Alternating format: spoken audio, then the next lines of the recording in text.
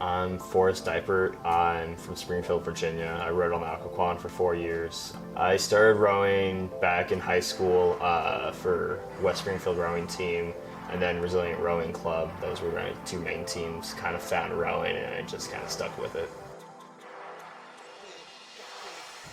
So stepping into rowing in college, what was really important to me was going into a university where I could be successful academically. Purdue, the faces that I saw of rowing were faces like mine, like the lightweight rowers that were doing really well at Dad Vales, and I was like, you know what, I could go do that. I could go to Purdue, I could get an engineering degree, and I could kick some serious butt. Day one at the boathouse, I had no idea what I was doing because I just saw all those varsity guys and they were just huge compared to me. Like they just had like these massive beards, these huge arms. They were just whipping it in like these crisp black boats on the Wabash, and I was just like this novice freshman just sitting in the barge. It was really intimidating to just eventually go toe to toe with those guys at the end of the spring duels and ended up kicking their butt. Yeah, racing on a freshman team at Purdue is very different than I think the experience that we get at a lot of other teams, and definitely what I got in high school. We were the group. We didn't really care about the upperclassmen or anyone else. It was just the guys in the boat, and we were just going after it. And we started taking pieces, we started doing really well, and we just came together as a group and just understood that like as long as we trust in each other and what we're doing and just race all out to the wall, like we're gonna have a good time. So last year, the fall started off kind of rough. We definitely didn't get the results we wanted. We were pretty far off Michigan, pretty far off Notre Dame and Virginia, and I think personally not being in like the V8, I was hungry. I was looking for something. I talked to coach, figure out what I need to change, and I just grinded all winter for that. And I felt that everyone else in the boathouse just was so tired of that, of just being down on the other crews that we know we have the bodies to beat, top to bottom. We have the guys and the grit and the mentality, and everything's in front of us as long as we go take it. And I just felt that in the winter, that we just finally wanted to win compared to previous years. So we showed up at spring break and we started working.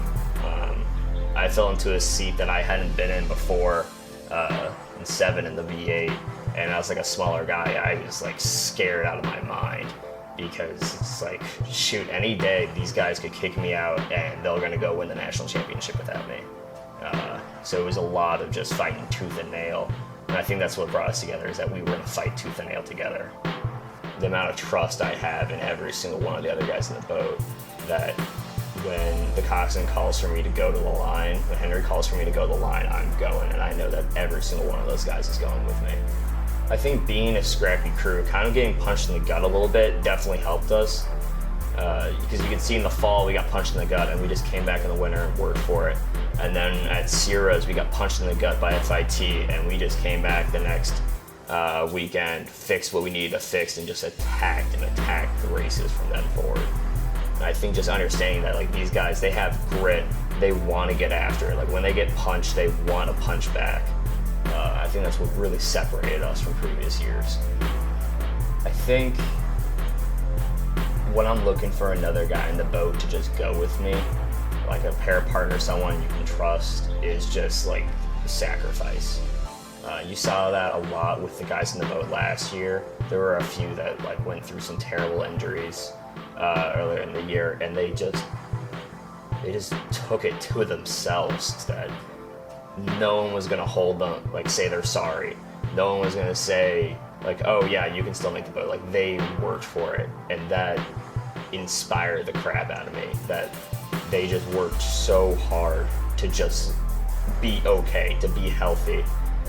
And it seems at least in the fall, we're making good progress, but it was kind of running through the dark. You think you're going forward, you think you're going in the right direction, but until you get to the end of the tunnel, you don't know if it's the right direction that you've been going. So everyone's just kind of just hoping and praying that the work we're doing now is going to get us to the end of the tunnel, and hopefully the right end of the tunnel this year. anything less than the championship is, I don't know, that's unexcusable to me. Because it just, last year, I don't know if it's embarrassed, frustrated, disappointed, but anything less than what we missed out on is gonna be the same. And it's like hard to set those high expectations, but knowing the work that we're putting in right now, the work we're putting in towards spring break, that we're going to be putting in Clemson, on the Wabash, I know we're going to be working towards it, and it's going to be within our grasp.